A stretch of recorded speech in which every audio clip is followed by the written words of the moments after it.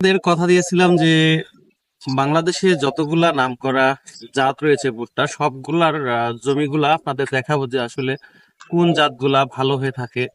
আহ, এর মধ্যে আপনারা অনেকগুলা জাত দেখেছেন যে আসলে আহ, যুবরাজের দেখেছেন, লাকি সেভেনের দেখেছেন, সম্রাটের দেখেছেন। এখন সবচেয়ে বাংলাদেশের যে জনপ্রিয় জাত, যেটি না বললেই না, সবচেয়ে দামি বীজ যেটি, সেটি হচ্ছে যে 3355। মানে বাজারে যে রেট থাকে তার চেয়ে অনেক সময় বেশি দামে কিনতে হয়। আসলে এর কারণগুলা কি, আসলে এর এত চাহিদা কেন?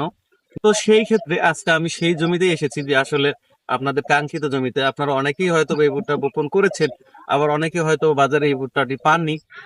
হয়তো বা অনেকেই এর আগে বপন করেছেন কিন্তু পরিচর্যার কারণে ভালো হয়নি, তাই আপনারা অন্য জাত বপন করেছেন। আহ তো আজকে আমরা সরাসরি এই জমিতে এসেছি যে দেখার জন্য যে আসলে এর কলার সাইজ আর অন্য জাতগুলার কলার সাইজ এক কিনা, বা গাছগুলা কত বড় লম্বা হয়, বা কেমন গাছের মোটা কেমন হয়, সব বিষয় নিয়ে আজকের আমার এই ভিডিওটি। তো আপনারা দেখতে পাচ্ছেন যে এই যে কলাটা, এই যে প্রত্যেকটা কলা, বেশিরভাগ কলা দুইটা দুইটা করে, যে এইটা দুইটা করে এসেছে, দুইটা করে এসেছে। হয়তো বা দুই একটা যেগুলা যেগুলো অতিরিক্ত ঘন হয়েছে সেগুলা হয়তো বা আপনার দেখা গেল যে একটি হয়েছে। কিন্তু কলার সাইজ গুলা যদি আপনারা দেখেন সবগুলাই সম পরিমাণ। অন্য ভুট্টার গুলাও আপনারা দেখেছেন হয়তো বা।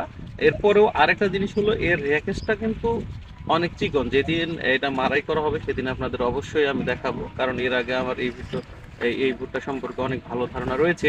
এর ভিতরে যে র্যাকেজটা অনেক চিকন, আর দেখা গেল তারপরেও কিন্তু চিকন হওয়ার পরেও কিন্তু কলা যথেষ্ট মোটা হয়েছে এবং লম্বাও হয়েছে। আর হিলে যায়, ধরেন আপনার অনেক বাতাসে